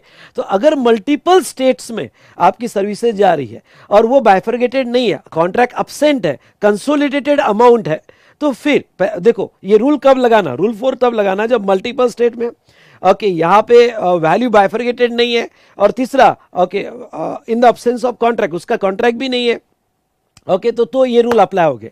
और ये रूल कहते हैं कि फिर अपोर्शनमेंट कैसा होगा, क्योंकि आपका POS तो स्टेट वाइज ही फिक्स होगा ओके, तो अपोर्शनमेंट कैसा होगा? तो देखो वो पहला क्या कहते हैं, अगर लॉजिंग अकोमोडेशन सर्विसेज होगी by hotel okay, lodging accommodation service होगी in guest house, hotel, composite other than 2 मतलब नीचे छोड़ के, सेकंड वाला छोड़ के लॉजिंग अकोमोडेशन सर्विस होगी ओके, तो वो केस में नंबर ऑफ नाइट्स ओके, जहां जहां आप रुके वहां POS फिक्स होगा। जैसे महिंद्रा आपको 8 नाइट 9 डेज देता है, तो वो केस में आपको पूरे साल भर में भाई 8 नाइट्स मिलेगी, तो आप ओके 3 दिन यहाँ धर्मशाला रुके, हिमाचल रुके, उसके बाद में 2 दिन आप ओके कर्नाटक रुके, जो भी MP UP रुके, तो वो सिचुएशन में जितने नाइट्स आप रुके ओके, उसके प्रोपोर्शन में वो जो पूरी मेंबरशिप आपको दी गई उसको बाइफरगेट किया जाएगा ओके, यहाँ पे ये जो है नंबर ऑफ नाइट्स। लेकिन अगर वो सिंगल प्रॉपर्टी होगी, यानी रेसिडेंशियल है, लॉजिंग है, सिंगल प्रॉपर्टी होगी, लोकेटेड इन 2 और मोर कॉन्टिन्यूअस स्टेट्स और यूनियन टेरिटरी ओके, तो फिर क्या करें ओके, ऐसा होता है चंडीगढ़ और पंजाब ओके, कोई एक बड़ा होटल है और ये बड़ा होटल कुछ 20-25 एकड़ में, जिसका आधा प्रॉपर्टी जो है ओके वो यूटी में, आधा प्रॉपर्टी जो है कॉन्टिजियस स्टेट, मतलब कुछ पार्ट ये स्टेट में, कुछ पार्ट ये स्टेट में। गोवा में ऐसा, गोवा महाराष्ट्र बॉर्डर पे एक होटल है ऐसा कि कुछ पार्ट ये और कुछ पार्ट इधर आ जाता है। तो अगर कोई ऐसी सिंगल प्रॉपर्टी होगी जहां लॉजिंग अकोमोडेशन सर्विस दिया जा रहा है और वो जो है यहाँ पे ध्यान सुनिएगा, वो जो है यहाँ पे टू कॉन्टिजियस स्टेट के बीच में होगी, तो वो केस में ओके नंबर ऑफ नाइट्स नहीं, ओके एरिया के बेस पे बाइफर्गेशन किया जाएगा। यानी जो टोटल होटल का बिल बनेगा, वो होटल का बिल कितना होटल का पार्ट इस स्टेट में और कितना होटल का पार्ट इस स्टेट में, उसके बेस पे बाइफर्गेट किया जाएगा। ओके चलो, ये तो हुआ लॉजिंग अकोमोडेशन। दूसरा क्या, all other services in relation to immovable property, जैसे ओके यहाँ पे मैरिज फंक्शन है, रिसेप्शन है, या बाकी सारी सर्विसेज, कंस्ट्रक्शन है, आर्किटेक्ट सर्विस है, एक्सपर्ट है, एजेंट सर्विस है, और ये मल्टीपल स्टेट में प्रोवाइड किया, तो वो एरिया, वो भी एरिया के बेस पे ही डिवाइड किया जाएगा। और हाउस बोट या वेसल में सर्विसेज होगी इंक्लूडिंग एंसिलरी सर्विसेज, ओके, तो वो केस में time spent in house boat, मतलब क्या, बहुत सी बार क्या होता है, क्रूज शिप यहाँ पे मुंबई से गोवा वगैरह जा रही है, अब वो क्रूज शिप की टिकट जो है कैसे बाइफरगेट करे, ओके, या फिर हाउस बोट है और हाउस बोट आपको लेके जा रही है तो कैसे बाइफरगेट करे, तो वो सिचुएशन में कितना टाइम आपने महाराष्ट्र में स्पेंड किया और गोवा में स्पेंड किया, उसके बेस पे वो अमाउंट यहाँ पे बाइफरगेट किया जाएगा। चलिए, ये तो हुआ यहाँ पे इमूवेबल प्रॉपर्टी रिलेटेड। रेस्टोरेंट, अब देखिए फटाफट यहाँ पे, restaurant, catering, personal grooming, fitness, beauty treatment, health services including plastic surgery, okay, तो ये तो लर्न करना पड़ेगा। तो ये सारी सर्विसेज वे सर्विसेज एक्चुअली परफॉर्म, यानी रेस्टोरेंट का बिल ऑलवेज आपको CGST और SGST का ही आना है, IGST का नहीं आना है, ओके, या फिर ग्रूमिंग, फिटनेस, ब्यूटी ट्रीटमेंट से। क्यों? क्योंकि जहां सर्विस परफॉर्म हो रही, सॉरी, रेस्टोरेंट का बिल आपको CGST SGST का आएगा। कैटरिंग का डिपेंड्स, ओके, कैटरर्स क्योंकि ये मूव होते हैं, ग्रूमिंग, फिटनेस डिपेंड। अगर कैटरर्स यहाँ पे राजस्थान जा रहा है, कैटरर्स MP UP जा रहा है, ओके, तो जहां वो सर्विस परफॉर्म करेगा उसके बेस पे POS होगा और वो CGST SGST और IGST वो मिल सकता है। सिर्फ रेस्टोरेंट मूव नहीं हो सकते, अगर ये मूव नहीं हो सकते तो उसके वो सिचुएशन में वो प्लेस ऑफ परफॉर्मेंस वही रहेगा जहां रेस्टोरेंट है, बाकी सब चीजें मूव हो सकती है, तो उसमें CGST IGST का बिल आपको मिल सकता है। उसके बाद में नेक्स्ट यहां पे एडमिशन टू इवेंट, ख्याल रहे ऑर्गेनाइजिंग ऑफ इवेंट के केस में बाइफरगेशन है, ओके, इवेंट ऑर्गेनाइजेशन कंपनी जो होगी वहां बाइफरगेशन है B2C और B2B। लेकिन अगर एडमिशन टू इवेंट है, एडमिशन मतलब टिकट चार्जेस, ओके, ये टिकट चार्जेस इवेंट है, अम्यूजमेंट पार्क को है, तो ऐसे केस में जहां आपका इवेंट होगा या जहां पार्क लोकेटेड है उसके बेस पे आपका POS फिक्स किया जाएगा। Okay, service on a board conveyance, अब देखो बोर्ड और कन्वेंस पे गुड्स दिया तो जहां से गुड्स लोड हुआ, और अगर कन्वेंस के बोर्ड पे सर्विस दी, सुनो, कन्वेंस के बोर्ड पे सर्विस दी, कन्वेंस में भी, वेसल में भी, एयरक्राफ्ट में भी, मोटर व्हीकल में भी, ट्रेन, और सर्विस दी जा रही है, तो फिर जहां उसका first schedule point of departure होगा, मतलब समझ लो आपको कन्वेंस में एंटरटेनमेंट सर्विस दी जा रही है, कन्वेंस में आपको यहाँ पे कैटरिंग सर्विस दी जा रही है, तो पहली बार सुबह फ्लाइट जहां से निकली थी या ट्रेन जहां से निकली थी, पहला शेड्यूल पॉइंट जो होगा वो उसका प्लेस ऑफ सप्लाई माना जाएगा। यानी आज दिन भर में कन्वेंस में कहीं पे भी सर्विस दो, उसका POS जब पहला शेड्यूल पॉइंट जो फ्लाइट का होगा वही उसका POS माना जाएगा, okay, for that continuous journey. उसके बाद में telecommunication service, okay, broadcast, DTH service etcetera. अगर आपकी फिक्स लीज लाइन है तो लोकेशन ऑफ इंस्टॉलेशन आपका POS माना जाएगा। पोस्टपेड मोबाइल इंटरनेट DTH होगा। बिलिंग एड्रेस है तो लोकेशन ऑफ रिसिपिएंट, नहीं है तो location of supplier. Prepaid mobile internet DTH, तो यहाँ पे ओके सप्लाई थ्रू एजेंट या डिस्ट्रीब्यूटर होगा, तो POS एड्रेस ऑफ एजेंट और distributor supply to final consumer. मतलब क्या, अगर हम प्रीपेड एजेंट या डिस्ट्रीब्यूटर के थ्रू बेच रहे होगे तो जो कंपनी, जैसे Idea company, BSNL company agent के थ्रू बेच रही है तो एजेंट का जो एड्रेस है वो, ओके, और place of supply, okay, agent और डिस्ट्रीब्यूटर, और यहां से काट दो, मैं करेक्शन कर लूंगा। और अगर सप्लाई टू फाइनल कंज्यूमर होगा, डायरेक्ट आपने एजेंट के टू नहीं, सप्लाई टू कंज्यूमर कर दिया होगा, मैं वो करेक्ट कर लूंगा, कंज्यूमर होगा, आपने डिस्ट्रीब्यूटर के नहीं, डायरेक्ट कंज्यूमर, तो लोकेशन ऑफ पेमेंट रिसीव्ड और वाउचर सोल्ड, जहां डायरेक्ट कंज्यूमर को सर्विस दे रहे हो, एजेंट के थ्रू नहीं दे रहे हो, तो फिर जहां से ओके आपने वाउचर सोल्ड किया वो इंपॉर्टेंट है। इन अदर केस एड्रेस है तो रिसिपिएंट, नहीं है तो सप्लायर। और यहाँ पे इलेक्ट्रॉनिक पेमेंट, यानी आप जो है पेटीएम से कर रहे हो या ऑनलाइन यहाँ पे प्रीपेड एक्टिवेट कर रहे हो, तो लोकेशन ऑफ रेसिपिएंट के बेस पे आपका POS माना जाएगा।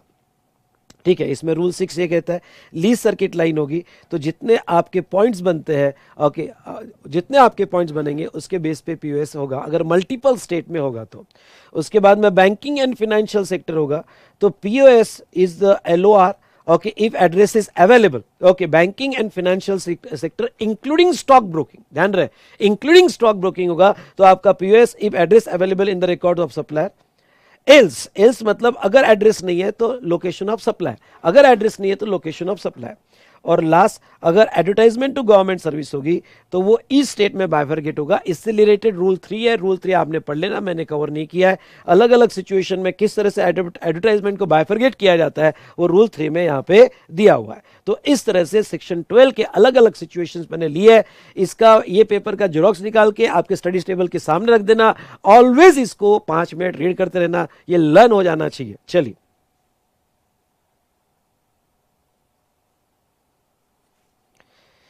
चलो, सेक्शन 13 हमने देखा, 12, अब आ जाते हैं सेक्शन 13 पे। 13 में पीओएस कब फिक्स होता है, ध्यान सुनिएगा। 13 में जो पीओएस फिक्स होता है जब लोकेशन ऑफ सप्लायर, ओके, या रिसिपिएंट दोनों में से कोई एक पार्टी इंडिया के बाहर है, ओके, या दोनों पार्टी इंडिया के बाहर है, तो फिर आप 12 नहीं लगाओगे, फिर 13 लगाओगे। तो अब 13(2) क्या कहता है? 13(2) ये कहता है कि जनरल रूल तो यही है कि लोकेशन ऑफ रिसिपिएंट बिल्कुल 12 जैसा है। General rule location of recipient, अगर लोकेशन ऑफ रिसिपिएंट अवेलेबल नहीं है तो प्लेस ऑफ सप्लाई आपका, ओके, लोकेशन ऑफ सप्लायर के बेस पे होगा। उसके बाद में 13(3), आपके सर्विस का नेचर ऐसा है, ध्यान सुनना, अब थोड़ा आराम से ध्यान सुनो। आपके सर्विस का नेचर ऐसा है कि जब गुड्स फिजिकली आपको जब तक अवेलेबल नहीं करवाता है रिसिपिएंट आपको गुड्स ला के देगा और आप उसके ऊपर सर्विस दोगे, जैसे repairs maintenance service on car और एनी मूवेबल गुड्स, या फिर okay warehousing service, loading unloading service, यहाँ पे वॉट एवर इट में भी सर्विस का नेचर ऐसा है। कुरियर सर्विस ले लो, सर्विस का नेचर ऐसा है कि जब तक सामने वाला गुड्स ला के नहीं देगा आप सर्विस नहीं दे सकते, ओके। या फिर सेकंड, इसमें दूसरी सिचुएशन कौन होती है, ये क्लॉज ए है, ये क्लॉज ए और ये क्लॉज बी है।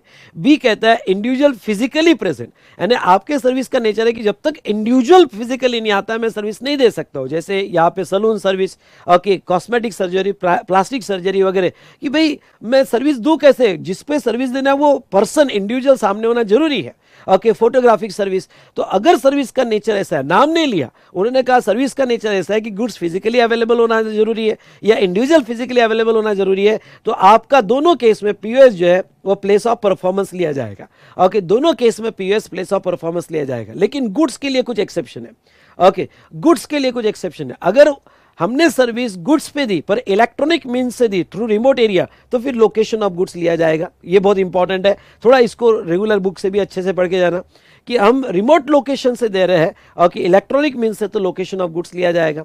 या फिर गुड्स, ये भी बहुत इंपॉर्टेंट है, गुड्स टेम्पररी फॉर रिपेयर और प्रोसेसिंग, ओके, इंडिया में आया है और एक्सपोर्ट किया विदाउट एनी अदर यूज।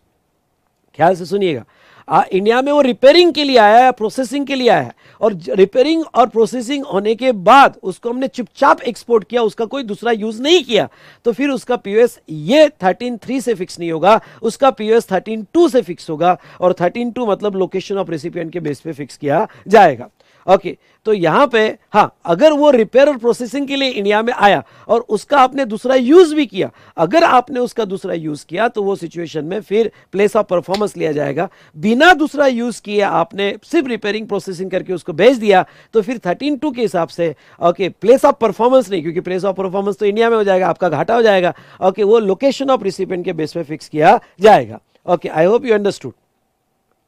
इसमें बेटा हाँ, ये रूल यहां पे 7 बड़ा इंपॉर्टेंट है और मैं कहूंगा ये अच्छे से पढ़ के जाना, इसके ऊपर केस स्टडी आ सकती है।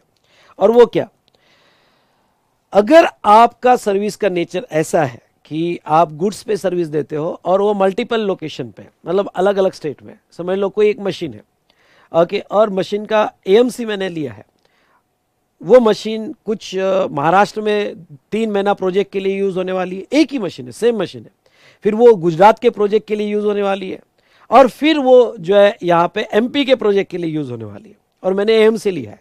तो पहले मुझे एएमसी, जब तक वो मशीन यहाँ पे महाराष्ट्र में महाराष्ट्र, फिर गुजरात में गुजरात, या एमपी में एमपी, और डिफरेंट स्टेट में आ रहा है, और मैंने वैल्यू बाइफरकेट नहीं किया क्योंकि मैंने कंपोजिट एएमसी ले लिया है। तो service supplied on the same goods है, सेम गुड्स पे आप सर्विस दे रहे हो, ठीक है, अलग अलग मल्टीपल स्टेट में, तो अपोर्शन कैसे करोगे, स्टेट वाइज अपोर्शन कैसे करोगे, तो आप कुछ नहीं करोगे, equally dividing the value of service, कुछ नहीं, आपका कॉन्ट्रैक्ट यहाँ पे एएमसी कॉन्ट्रैक्ट 50 लाख का है, तो 50 को 3 स्टेट में इक्वली डिवाइड कर दो, बात खत्म। ओके नहीं नहीं, वो तो सर महाराष्ट्र में तो 2 ही महीना रहा, एमपी में तो 7 महीना रहा, गुजरात में तो वो 5, अरे छोड़ो यार। ओके यहाँ पे वो कितना महीना कहाँ रहा वो इंपॉर्टेंट नहीं है। ओके कहीं पे भी कितना भी रहा होगा, अगर आपने एम से लिया या कोई भी ऐसे सर्विस जो आप गुड्स पे दे रहे हो और वो गुड्स मल्टीपल लोकेशंस पे है, ओके तो वो सिचुएशन में यहाँ पे ध्यान से सुनिएगा, वो सिचुएशन में आप उसको इक्वली डिवाइड कर दोगे, दैट्स ऑल। लेकिन ख्याल रहे लोकेशन ऑफ सप्लाई, ये 13 का रूल है। Okay location of supplier India में, सप्लायर इंडिया में और एक पार्टी इंडिया के बाहर है, कोई फॉरेन बंदा है जिन्होंने रोड कॉन्ट्रैक्ट लिए, उसने मशीन भेजी है और उसको में सर्विस दे रही है डिफरेंट डिफरेंट लोकेशन पे, ठीक है। अगर इनके service supplied to different goods, अगर आपके गुड्स डिफरेंट है, ओके आपके गुड्स डिफरेंट है, डिफरेंट है मतलब मैंने आपके 3 मशीन्स का, सुनिए आपके 3 मशीन्स का एएमसी लिया है 60 लाख का, तीनों अलग अलग है। ओके एक फॉरेन कंपनी है जिसकी मशीन्स इंडिया में और 3 मशीन्स का मैंने कॉन्ट्रैक्ट लिया है, ओके और तीनों अलग अलग है। तो ऐसे केस में अगर वो डिफरेंट गुड्स हो गए पर एएमसी कॉमन होगी, अब भाई 60 lakh consolidated amount different state में है, तो फिर वो क्या कहते हैं, देखो ये बहुत इंपॉर्टेंट है, by taking the ratio of invoice value of goods as the ratio of value of service performed in each state। मतलब क्या, फिर मुझे ओके ये 60 लाख का सिंगल कॉन्ट्रैक्ट जो है वो इक्वली डिवाइड नहीं होगा स्टेट वाइज, ओके मुझे ओके मशीन के इनवॉइसेस बुलाने पड़ेंगे, हाँ बुलाने पड़ेंगे इनवॉइसेस कि भाई बताइए मशीन कितने की है, और वो मशीन की जो इनवॉइस वैल्यू होगी उसके बेस पे मेरे 60 लाख डिवाइड करने पड़ेंगे। अगर पहले केस में मशीन की वैल्यू है ओके 6 करोड़, दूसरे केस में 3 करोड़, चौथे ओके नेक्स्ट केस में है ओके यहाँ 5 करोड़, ओके 6:3:5 में मुझे अपना 60 लाख डिवाइड करना पड़ेगा। और अगर यहाँ पे इंडिविजुअल को मैं मल्टीपल स्टेट में सर्विस दे रहा हूँ तो मुझे गैप प्रिंसिपल वहाँ अप्लाई करने पड़ेगी। चलिए ये तो हुआ okay physical performance based services.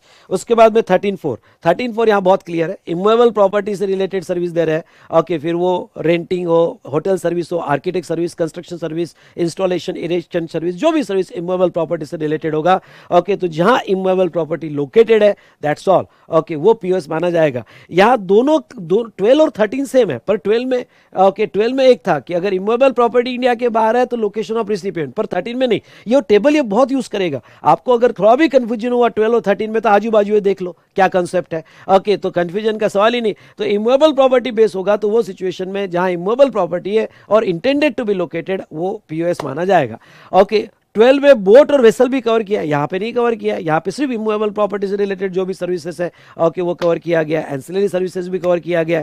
थोड़ा बुक में से आपको और पूरा डिटेल में लिखना है तो आप लिख सकते हो। इसके बाद में ये मल्टीपल स्टेट में दी गई होगी, अगर समझ लो एक पार्ट इंडिया में एक पार्ट इंडिया के बाहर है और ये मल्टीपल स्टेट में दी होगी तो आपको ओके जो हमने इधर रूल 4 देखा था मुटाटिस मुटेंडिस वही अप्लाई करना है। तो हमने इमूवेबल प्रॉपर्टी का जो भी रूल देखा था यहाँ पे number of nights, okay area of immovable property, time spend, इसके बेस पर ही आपको यहाँ पे भी बाइफर्केशन करने हैं जब एक पार्ट इंडिया में और एक पार्ट इंडिया के बाहर है और आपने मल्टीपल स्टेट्स में ये दिया होगा रूल 8 के हिसाब से, मुटाटिस मुटेंडिस वही लगाना है। उसके बाद में आपका एडमिशन और ऑर्गेनाइजेशन ऑफ इवेंट, देखो यहाँ पे सेक्शन 12 में जो है बेटा यहाँ पे एडमिशन ऑर्गेनाइजेशन ऊपर था और एडमिशन नीचे था। ऊपर था मतलब क्या B2B और B2C, अगर आप देखते हो तो ऑर्गेनाइजेशन ऑफ इवेंट इधर कवर था जिसमें हमने B2B और B2C को डिवाइड किया था ऑर्गेनाइजेशन ऑफ इवेंट, और एडमिशन के लिए अलग था, एडमिशन डिवाइड नहीं होता था B2B B2C में, वो क्लियर था जहां इवेंट होगा ओके वहां उसका पीओएस माना जाएगा। लेकिन यहां पे बेटा एक बात तो आपको कह दूं, सेक्शन 13 में कहीं पे भी आपको B2B B2C में डिवाइड नहीं करना है, एक बेसिक लॉजिक समझ लेना। 13 की अगर केस होगी तो B2B B2C में डिवाइड करना ही नहीं है, क्योंकि एक पार्टी इंडिया में एक पार्टी बाहर है बेटा, क्या गारंटी कि वो B2B में रहेगा, इसलिए इसको डिवाइड करना ही नहीं है। यहाँ पे फिक्स है एक ही पीओएस रहेगा ओके जो भी है। तो यहाँ एडमिशन और ऑर्गेनाइजेशन ऑफ इवेंट एक ही इसमें ले लिया और उन्होंने कह दिया कि एडमिशन और ऑर्गेनाइजेशन ऑफ इवेंट होगा तो आपका पीओएस ओके जहां इवेंट होगा, लॉजिक वही है, प्रिंसिपल वही है, जहां इवेंट होगा वो लिया जाएगा। सिर्फ फर्क इतना है कि अगर आप सेक्शन 12 में हो और ऑर्गेनाइजेशन ऑफ इवेंट है और B2B है तो लोकेशन ऑफ दैट, अदरवाइज वहां पे भी वही है कि जहां इवेंट होगा वही लिया जाएगा। चलिए, और यहां पे अगर मल्टीपल स्टेट में होगा, ध्यान सुनिएगा, यहां पे अगर मल्टीपल स्टेट में इवेंट होगा तो आपको रूल 5 के प्रिंसिपल यानी गैप वही प्रिंसिपल यूज करने पड़ेंगे।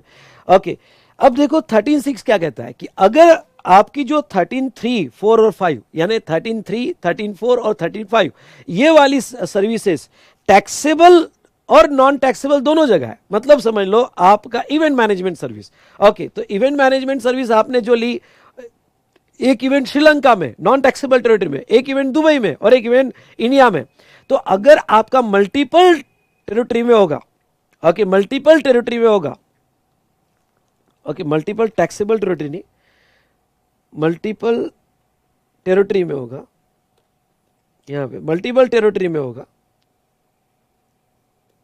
जहां एक टैक्सेबल टेरिटरी में है, मल्टीपल टेरिटरी में होगा जहां एक टैक्सेबल टेरिटरी में है, तो वो केस में पूरा का पूरा इवेंट, बहुत इंपॉर्टेंट है, एंटायर कॉन्ट्रैक्ट, पूरा का पूरा इवेंट जो है वो यहां पे टैक्सेबल टेरिटरी माना जाएगा।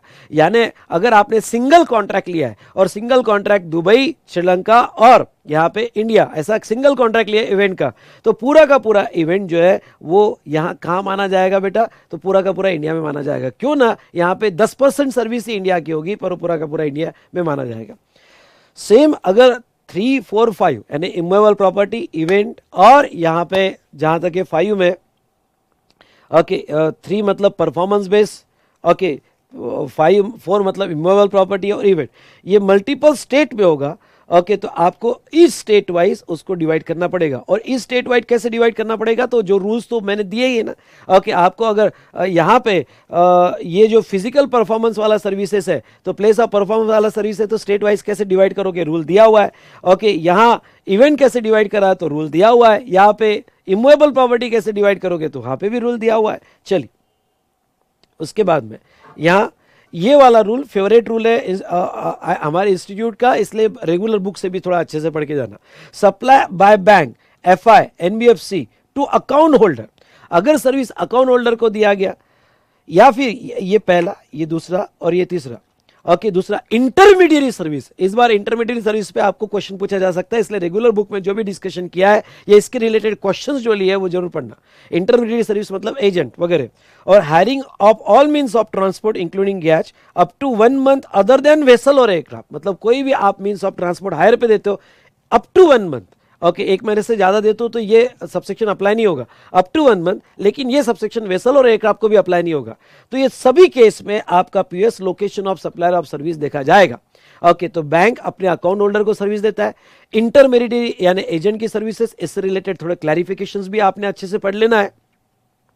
क्लैरिफिकेशंस मेरे एडजस्ट नहीं हो पाए यहाँ पे, इसलिए आपने एक पेज पे लिख के, शॉर्ट में एक पेज पे लिख के यहाँ अटैच कर लेना। ओके, क्लैरिफिकेशन यहाँ पे अटैच नहीं हो पाए तो आपने एक पेज पे लिख के अटैच कर लेना, ठीक है। तो लोकेशन ऑफ सप्लायर सर्विस, इसलिए मैं आपको कहता हूँ कि चार्ट में कोशिश की है लेकिन कुछ चीजें नहीं हुई, तो आपने अमेंडमेंट्स साथ साथ में जरूर कर लेना भाई। ओके, और जो भी एक बार रेगुलर बुक भी और लुक कर लेना, कुछ आपको ऐसा लगा कि ये चीजें तो शॉर्ट में यहाँ पे इसमें कवर कर लेना, ठीक है। Location of supply of service लिया जाएगा।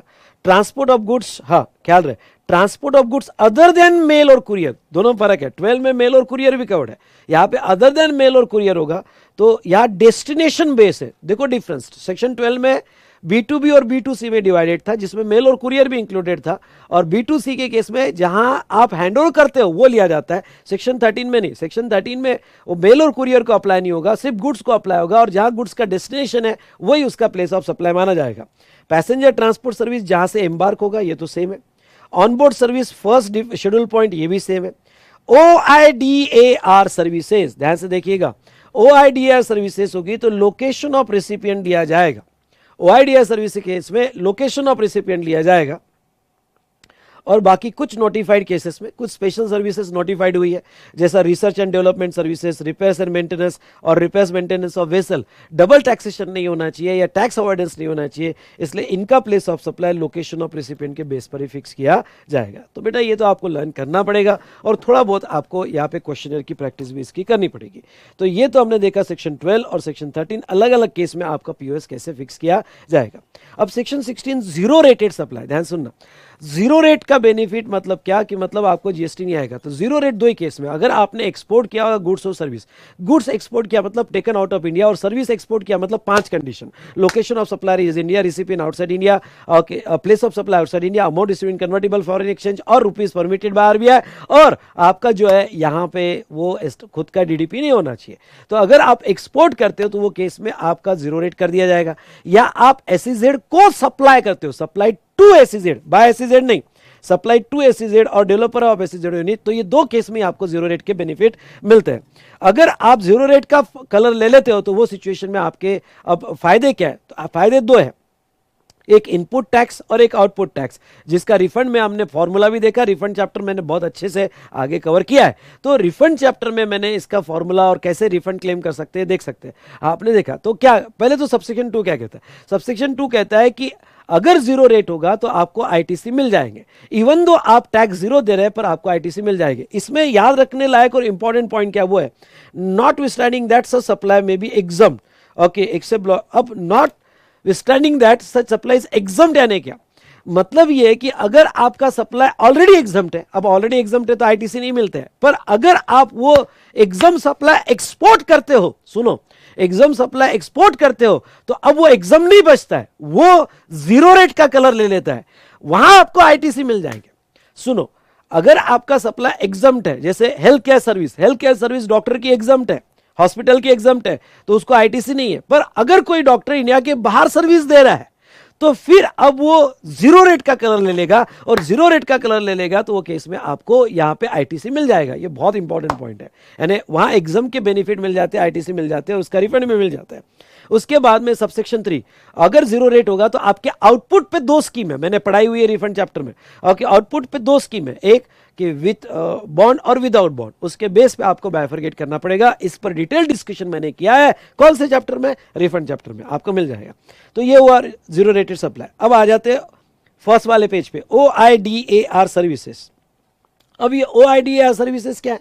OIDAR services online information database access retrieval services, जिसकी डेफिनेशन दी है। ओके, पहले तो वो डेफिनेशन OIDAR के बारे में हम आगे पढ़ेंगे, पर डेफिनेशन क्या कहती है देखिए। डेफिनेशन कहती है OIDAR तभी माना जाएगा जिसमें इंफॉर्मेशन टेक्नोलॉजी ओके और इंटरनेट यूज किया जाएगा, उसके बाद में कंप्लीटली ऑटोमेटेड होगा, कम से कम ह्यूमन इंटरवेंशन होगा, जैसे नेटफ्लिक्स की सर्विसेज सब ऑटोमेटेड है, वहां कोई कॉल करने की जरूरत नहीं है। ओके, यूट्यूब की एडवर्टाइजमेंट सर्विसेज सब ऑटोमेटेड है। ओके, यहाँ पे तो सेक्शन 14 OIDAR के बारे में क्या कहता है?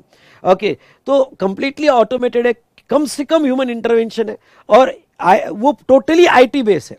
इसके एग्जाम्पल भी दिए, फिर advertisement on internet and cloud services and movie in music software का एग्जाम्पल दिए। तो ये और इंपॉर्टेंट है, एंड मतलब ये क्यूमुलेटिव कंडीशन है, मतलब इंटरनेट के थ्रू सप्लाई हो रही है, ऑटोमेटेड है, उसमें कम से कम ह्यूमन इंटरवेंशन है, और उसमें इंफॉर्मेशन टेक्नोलॉजी के बिना देना पॉसिबल नहीं है, और एग्जाम्पल्स दिए, तो ये OIDAR सर्विसेज बोली जाएगी। अब ये OIDAR सर्विस का खास बात क्या है? खास बात ये बेटा, हमने ये पढ़ा था, ध्यान सुनना, हमने ये पढ़ा था कि जब भी कोई सर्विस प्रोवाइडर इंडिया के बाहर हो और लेने वाला इंडिया में हो तो रिवर्स चार्ज लगता है। पर ये एक्सेप्शन है सेक्शन 14। सेक्शन 14 क्या कहता है कि अगर सर्विस OIDAR है, ये डेफिनेशन के हिसाब से, और सर्विस प्रोवाइडर प्रोवाइड करने वाला बाहर है, सुनो, सर्विस प्रोवाइड करने वाला बाहर है और लेने वाला NTOR होगा, ओके, लेने वाला NTOR होगा, तो यहाँ रिवर्स चार्ज नहीं, यहाँ फॉरवर्ड चार्ज आएगा, टैक्स तो आएगा, पर ओके, एक बार फिर से, नेटफ्लिक्स है, कोई भी सर्विसेज जो ऊपर मैंने दिया है, अगर वो प्रोवाइडर बाहर है और लेने वाला इंडिया में है और वो NTOR है, तो टैक्स तो आएगा, और टैक्स जो आएगा यहाँ पे फॉरवर्ड चार्ज में आएगा। Liability is on service provider, forward charge में आएगा। तो फिर NTOR यानी क्या? तो NTOR की डेफिनेशन मैंने यहाँ ली है। ओके, ख्याल रहे, इस स्पेसिफिकली NTOR के केस में कहा गया है, नॉन टैक्सेबल ऑनलाइन रिसिपिएंट, यानी अगर सर्विस लेने वाला government, local authority, governmental authority होगी, या इंडिविजुअल और any other person not registered होगा, और रिसीविंग OIDAR, और वो स्पेसिफिकली OIDAR सर्विस ही ले रहा है, मतलब NTOR always in the context of OIDAR ही लिया जाएगा। ओके, OIDAR लिए मतलब NTOR तभी पिक्चर में आएगा जब OIDAR सर्विस है। ओके, तो सर्विस लेने वाला जो है, ओके, यहाँ पे गवर्नमेंट है, लोकल अथॉरिटी है, और दूसरा इंडिविजुअल है या कोई भी नॉन रजिस्टर्ड पर्सन है, non registered person in GST, और वो ओआईडीआर सर्विस ले रहा है। और लास्ट वाला पॉइंट इंपॉर्टेंट है, और वो क्या है कि जो सर्विस ली जा रही है in relation to purpose other than commerce industry, यानी वो बिजनेस पर्पस के लिए नहीं ली जा रही है, मतलब government, local authority, individual, okay, ये ओआईडीआर सर्विस ले रहे हैं और बिजनेस पर्पस के लिए, कॉमर्स या इंडस्ट्री के लिए नहीं ले रहे, तो अब जाके उन्हें एनटीओआर कहा जाएगा। और अगर ये ओआईडीआर सर्विसेज ओके एनटीओआर लिया जा रहा है तो जीएसटी आएगा। बट सही है बेटा, नेटफ्लिक्स आज तो इंडिया में, पहले ओके जितने भी ओटीटी प्लेटफॉर्म है बाहर से चलते थे, ओके, और बाहर से ओटीटी हम मूवी देख रहे हैं, सब कुछ देख रहे हैं, ओके, और ये पैसा कमा के लेके जा रहे हैं और कोई जीएसटी नहीं दे रहा है, क्योंकि ना फॉरवर्ड चार्ज और रिवर्स चार्ज में हम तो रजिस्टर्ड ही नहीं है, हम तो इंडिविजुअल है, हम क्यों जीएसटी दे। तो ऐसे सिचुएशन में बेटा उन्होंने स्पेसिफिकली कहा है कि अगर ओआईडीआर सर्विसेज में आता है तो वो जो सप्लायर बाहर बैठा है उसको जीएसटी देना पड़ेगा, ही इज लायबल टू पे जीएसटी। अगर उसका ओके यहाँ पे रिप्रेजेंटेटिव होगा तो उसको उसका रिप्रेजेंटेटिव टैक्स देगा लाइक ईसीओ, और उसका अगर रिप्रेजेंटेटिव नहीं होगा तो उसे कोई पर्सन अपॉइंट करना पड़ेगा टैक्स देने के लिए, ओके, लेकिन यहां फॉरवर्ड चार्ज में सप्लाई देगा। लेकिन अगर ये ओआईडीआर सर्विसेज एनटीओआर नहीं ले रहा है, एक बिजनेसमैन ले रहा है, मैं बिजनेसमैन हूं और मैं online information database access retrieval services ले रहा हूं, और वो other than non assisted online recipient, other than एक शॉर्ट कर लेते हैं इसको, अदर देन एनटीओआर होगा, अदर देन एनटीओआर होगा, ओके, शॉर्ट में अदर देन एनटीओआर हो रहा, मतलब वो बिजनेस एंटिटी है, तो फिर यहां पे भी जीएसटी आएगा, पर यहां रिवर्स चार्ज लगेगा। ख्याल रहे, ओआईडीआर रिवर्स चार्ज में आता है, ओके, देखो ओआईडीआर अगर एनटीओआर होगा तो फॉरवर्ड है, और अदर देन एनटीओआर होगा तो वो रिवर्स चार्ज में आता है। तो ये हमने ओआईडीआर सर्विसेज देख लिया। तो चलिए दोस्तों, आपके लिए बस एक ही होमवर्क दूंगा जो आज ही कंप्लीट कर लेना। जितने भी सीबीआईसी क्लैरिफिकेशन से यहाँ पे आए जीएसटी एक्ट के, ये सीबीआईसी क्लैरिफिकेशंस को एक समरी बनाना, कुछ तो होमवर्क आप करो, तो इसकी समरी बनाना और यहाँ एक पेज अटैच कर देना और उसको खत्म कर देना। आई होप आपको ये रिविजन पसंद आई होगी। यस और नो, पसंद आई या नहीं आई दोस्तों?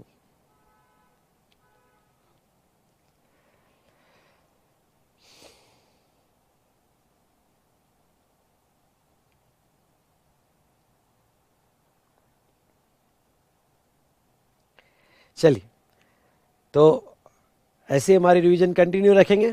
यहाँ तक तो हमने आज प्लेस ऑफ सप्लाई बहुत अच्छे से देख लिया है।